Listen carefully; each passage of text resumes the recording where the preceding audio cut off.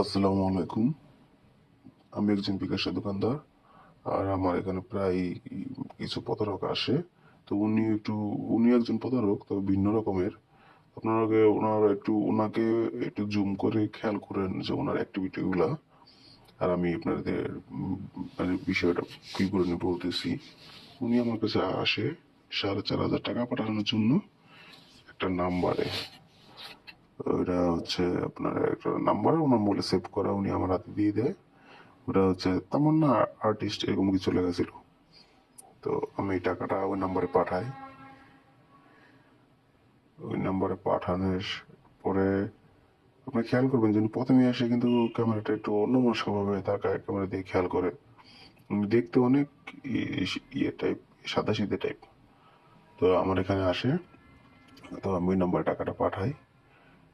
এই যে আমি টাকাটা পাঠাই, আসলে সাধারণত আমি টাকাটা 2 থেকে 3 বার চেক দিয়ে পরে পাঠাই। আমি কনফার্ম 3 বার চেক দিই, মানে আমি ওর টাকাটা পাঠাইছি। তো টাকাটা আমি আসলে পাঠানোর পরে এই যে দেখেন উনি কি করে একটু খেয়াল করেন। উনি মোবাইল হয়তো বা 5টা 6টা চাপ দেয়। তো ওনার ফোনে যে নাম্বারটা ছিল উনি যে মুহূর্তে ডিলিট করে ফেলে। তো উনি এইখানে 3টা চাপ দিলে ফোনটা নাম্বারটা ডিলিট হয়ে যাবে, যে অপশনে আসছিল ডিটেলস। 3টা চাপ দিলে ডিলিট হয়। তারপর উনি এটা কাইতে আবার উনি ওই ডায়ালে ঢুকে এখন উনি ফোন দিল। ফোন দিয়ে বলতেছে যে কি মেসেজ যায় না, মেসেজ যায় না বলে উনি আমাকে বলে ভাই মেসেজ যায় না। এখন উনি ওই যে ক্যামেরা ফলো করতেছে, উনি নিজে নিজে বলতেছে যে তুমি ব্যালেন্স চেক দিয়ে দেখো, ব্যালেন্স চেক দিয়ে দেখো। তো উনি মোটামুটি এক্সপার্ট, এগুলো সব জানে কিভাবে কি বলতে হবে। আর এই যে ওনার মোবাইল থেকে আমি নাম্বারটা নিলাম। তো আপনারা যারা বিকাশের এজেন্ট আছে সবাই জানেন যে বিকাশের নাম্বারটা আসলে আমাদের দেখা যায় না। প্রথম 4টা ডিজিট আর লাস্টে 3টা ডিজিট দেখা যায়। তো এখানে উনি এগুলো তো সব ওনারা জানেই, যেহেতু উনি একজন প্রতারক চক্রের সদস্য। তো আমি নাম্বারটা ওনার মোবাইল থেকে ফুল নাম্বারটা উঠায় একটা সার্চ অপশন আছে, ওখানে গিয়ে সার্চ দিলাম। সার্চ দিয়ে দেখলাম যে আমি আসলে উনি যে নাম্বারটা দিয়েছে এই নাম্বারে আমার টাকাটা যায়নি। আমি ওনার এই ফোনের নাম্বারটা দেখতেছি, এই নাম্বারে আমার টাকাটা ইন হয়নি। আমি অন্য কাস্টমার আসতেছে, ওনাদের মানা করে দিচ্ছি আমি যে এখানে একটা মিস্টেক হয়ে গেছে, এটা আমি দেখতে চাচ্ছি, একটু সময় দিলাম। তো আমি ওখানে সার্চ দিলাম, নাম্বারে টাকাটা দেখাচ্ছে না, সেটা নাম্বার টাকা যায়নি। তো উনি এখন খুব তাড়াহুড়ো করতেছে। পরে ওনাকে বললাম ভুল হইলো নাকি। আমি এখানে সার্চ দিয়ে দেখলাম যে নাম্বারে যেহেতু টাকা যায়নি, নাম্বারে ভুল হইলো নাকি।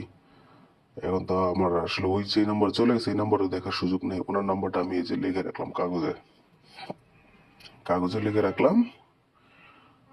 তো আমি আমার এখানে যে বিকাশের যে বিক্রি প্রতিনিধি, ওনার একটু হেল্প নিই এই জায়গায়। এটা হয়তো এখানে নাই, আমার অন্য একটা ভিডিওতে আছে, ব্যাপারটা আপনাদের বলতেছি আর কি।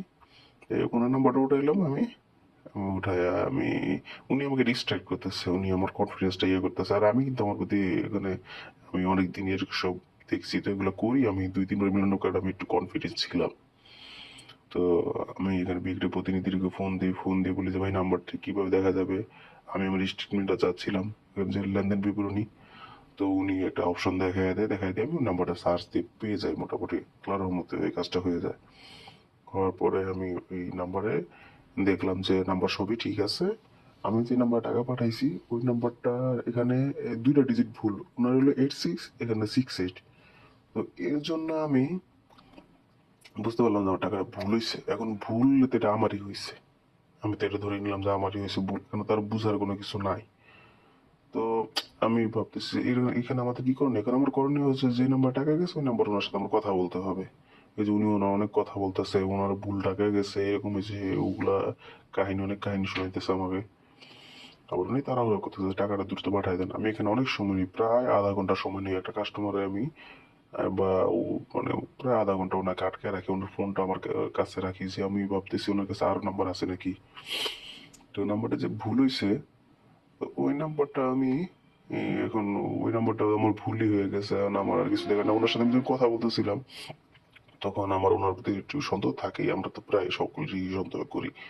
আমি বসে আমার ফোন দোকানের এই ভিডিওটা দেখতেছিলাম যে উনি ঠিক কি করতেছে। উনি আইসে ক্যামেরা ঠিক কিভাবে তাকাইছে, উনার ঠিক কি ধরনের নেচার, এটা আমি ফলো করতেছিলাম।